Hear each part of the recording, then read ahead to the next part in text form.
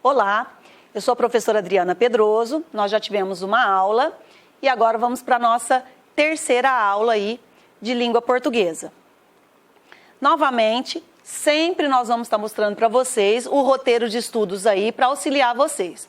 Então nós já falamos de sinônimos, com a professora Marô vocês falaram sobre antônimos, fizeram as atividades e hoje nós vamos estar continuando aí mais alguns itens a respeito disso tudo que vocês já estudaram. Hoje nós vamos falar muito de ortografia também, né? Então, assistam a videoaula, façam as atividades. Se for possível, deem uma pausa no vídeo, assistam novamente, façam as atividades e as tarefas e tirem as dúvidas com seu professor. Esse roteiro ajuda muito vocês na organização em casa. Bom, então nós vamos começar hoje com o ortografar. Em cada unidade do nosso material impresso, traz uma atividade de ortografia. Nesse aqui nós vamos estar trabalhando X e CH. São sons, são letras diferentes, mas os sons são muito parecidos. Quando eu falo chá, xê, xi, xoxu com X ou chá, xê, xi, xoxu com CH, o som é o mesmo. Então como que nós vamos fazer? Algumas palavras vocês batem o olho e já conseguem identificar se é com X ou com CH. E quando não? Aí vem de novo o auxílio aqui dos nossos dicionários, tá? A sugestão novamente. Na dúvida, não sabe qual é a escrita correta, recorram ao dicionário sempre que precisar. Então, nessa atividade, basta completar com X ou CH. A atividade 2, ela já é diferente da atividade 1. Todas as palavras que estão aqui são escritas com X. Só que nós vamos fazer o seguinte, vocês vão circular apenas as palavras aqui, que o X tem o som diferente daquelas da questão 1. Como assim? Na questão 1, eu acabei de falar para vocês que o X tem o som de CH. Chá, xê, xi, xô, chu. Nesse exercício, nós só vamos circular aquelas palavras em que o X não tem som de chá, xê, xi, xô, chu. Vou dar um exemplo aqui para vocês. A primeira palavra, amei, chá, tem o som do CH, então não vamos circular. Exército. Essa palavra exército, o X tem o som de Z. Então, nesse caso, nós vamos circular. E assim você vai fazer a leitura de cada uma das palavras e vai circulando aquelas onde o X não tem o som de CH, que é o chá, xê, xi, xoxu. O X, ele pode ter o som de Z, ele pode ter o som de S, ele pode ter o som de XI. Então, vocês vão lendo e circulando aquelas que não têm o som de CH. E aí entramos numa produção de texto, como todo final de unidade, para fechar aquela unidade, nós temos uma produção de texto. Nas aulas de matemática, quando você e seus colegas estudaram a construção de gráficos, foi realizado um levantamento sobre as preferências da turma quanto ao lazer no final de semana. Lembra-se disso? Nós fizemos um levantamento com vocês em sala de aula, pegamos os dados que vocês nos passaram e transformamos em um gráfico. Só que agora nós não vamos fazer gráfico, nós estamos estudando produção de texto.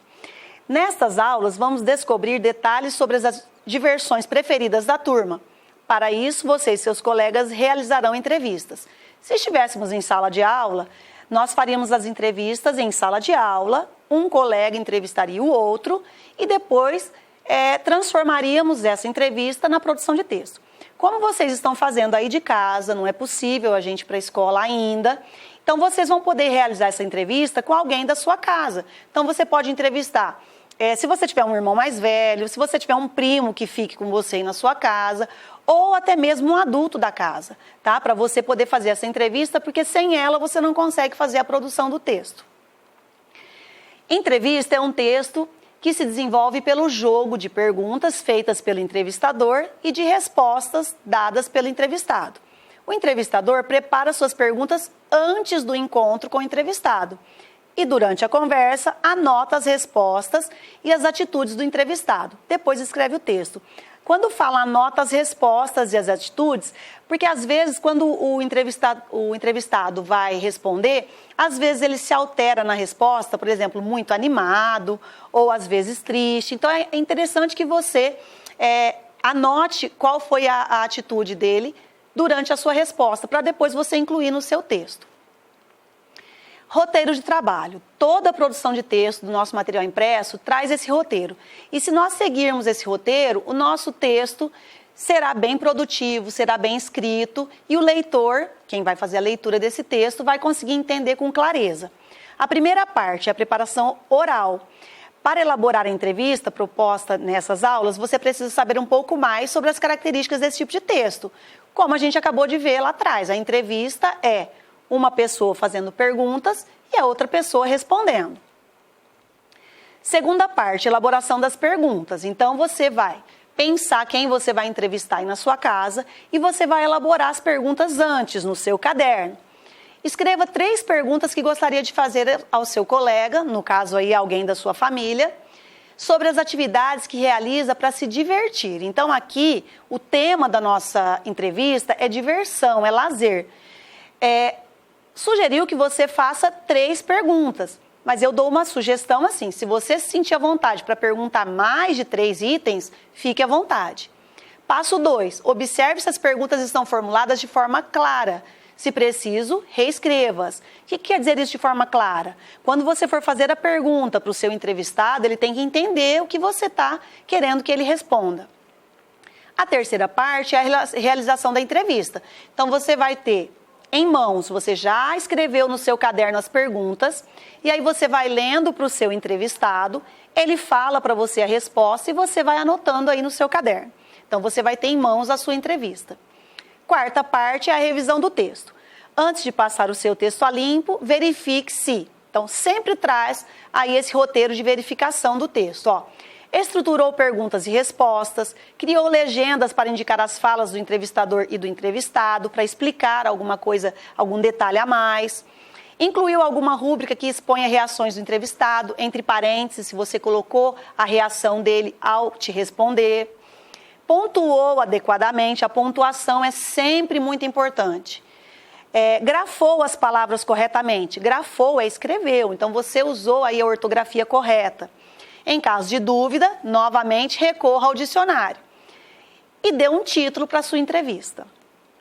E para facilitar, nós trouxemos para vocês um exemplo desse texto. Se estivéssemos em sala de aula, nós trocaríamos informações e dúvidas ali, seriam sanadas durante a aula. Como estamos aí com aulas remotas, então já trouxemos para vocês um exemplo que eu acho que facilita para vocês. Então, novamente, o que é a entrevista? Trata-se de um texto marcado pela oralidade. Oralidade é a fala. Produzido pela interação entre 2 pessoas, ou seja, o entrevistador, responsável por fazer as perguntas, e o entrevistado ou entrevistados, quando é mais de um ao mesmo tempo. Quem responde às perguntas. Aqui, a Júlia entrevistou o seu primo Marcelo sobre as preferências dele em relação aos esportes. Aqui o tema é diferente, é esporte. O nosso tema é lazer, mas é só um exemplo. Então, eu sou a Júlia e eu sou o Marcelo. A Júlia já havia elaborado todas as perguntas. E aí a entrevista começou. Júlia, qual a sua idade e qual o seu esporte preferido, Marcelo? E o Marcelo respondeu, tenho 12 anos e prefiro basquete, sem dúvida. Jogo quase todos os dias. E a Júlia, e o que fez você passar a gostar de basquete? E o Marcelo respondeu, bom, a maioria dos meus amigos gosta mais de futebol. E eu também gosto, mas quando chegou um novo professor de educação física em minha escola e começou a ensinar as regras de vários esportes, eu me interessei muito pelo basquete e comecei a treinar com este professor. Júlia, novamente. E quando seus amigos querem jogar futebol e não basquete, o que você faz? E o Marcelo respondeu, eu jogo futebol também, eu prefiro basquete, mas não deixo de ficar com meus amigos quando eles não querem a mesma coisa que eu. Às vezes fico um pouco triste com eles, mas entendo que a maioria quer o futebol e jogo também. Júlia, tem algum grande jogador de basquete que você admira? E o Marcelo respondeu bem animado. Claro que tenho. Nossa, eles eram incríveis jogando. Eu assisto aos jogos gravados deles porque não jogam mais. Que pena. O Oscar Schmidt, que é brasileiro, o Michael Jordan e o Magic Johnson, que são americanos. Um dia quero jogar como eles e ficar muito famoso. Bom, aí o que a Júlia fez? Ela pegou as respostas que o Marcelo deu para ela durante a entrevista e transformou em um texto, produzindo um texto a partir da entrevista. Criou um título, O Grande Desejo de Marcelo. E aí ela escreveu o texto. Marcelo é um menino de 12 anos que adora jogar basquete. Joga quase todos os dias. Diz que também gosta de futebol, mas não com a mesma paixão. Ele contou que começou a se interessar quando seu professor de educação física estava ensinando as regras dos esportes. Depois disso, passou a treinar com este professor. Às vezes, fica um pouco triste quando seus amigos não querem jogar basquete com ele, mas entende que a maioria gosta mais de jogar futebol e então joga também. Marcelo fala com grande entusiasmo sobre seus jogadores preferidos, que são Michael Jordan, Magic Johnson, ambos americanos, e Oscar Schmidt, que é brasileiro. Como eles não jogam mais, o menino assiste aos jogos gravados e acha as jogadas incríveis. Seu grande desejo é se tornar um jogador de basquete como eles e ficar muito famoso. Então a Júlia pegou a entrevista e transformou num texto com as respostas que o Marcelo deu para ela. Hora da tarefa, para finalizarmos a nossa aula. Você vai ler esse texto, que é uma entrevista imaginária, tá? Vocês vão fazer uma entrevista real aí, mas aqui é uma entrevista imaginária, né? Que o título é Crianças de Ontem e de Hoje. Então vocês vão ler essa entrevista. É a Dona Benta, né? É a avó da personagem lá do Sítio do Pica-Pau Amarelo, que a maioria já conhece.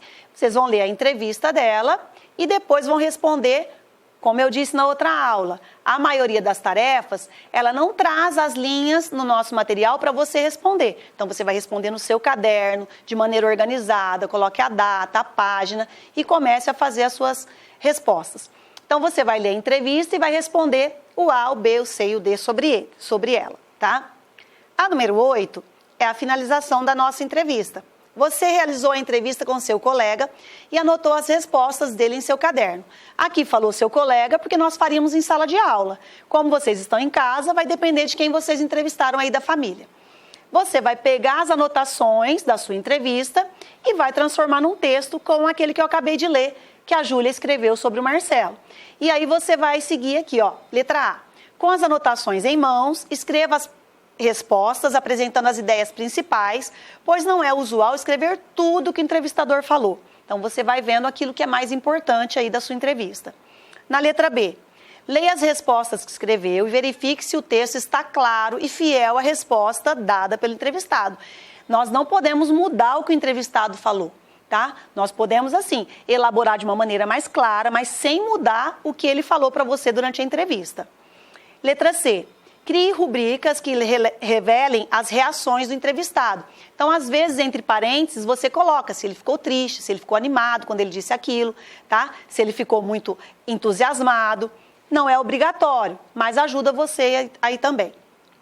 Lembre-se de que devem ser colocadas entre parênteses, como eu acabei de falar, né? Depois do nome, antes da fala do entrevistado. E a número 9, sempre fala para você passar a limpo a entrevista que realizou, o texto que você faz.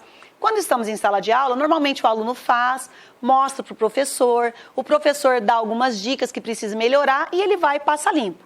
Como nós falamos desde o início das nossas aulas remotas, toda dúvida que você tiver, você vai entrar em contato com o seu professor, né? Por meio aí do canal que foi combinado, via WhatsApp, o que vocês combinaram com seus professores.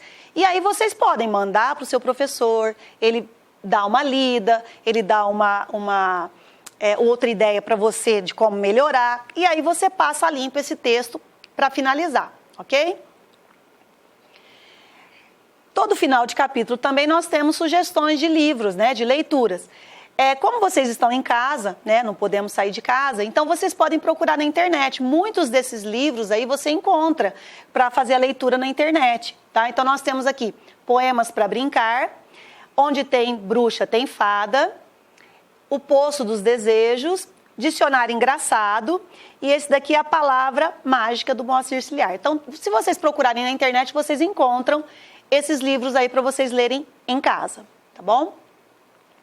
E aí vamos fazer a nossa verificação. Então, você assistiu a videoaula, ok, né? Parou o vídeo quando é possível, faça as atividades, retoma o vídeo, né? Se você estiver assistindo aí pela internet, termina as atividades, termina a lição de casa e aí a dúvida com o seu professor. Novamente, não fiquem em dúvida, peça ajuda para o seu professor sempre que for necessário, certo? E espero vocês na próxima aula. Obrigada.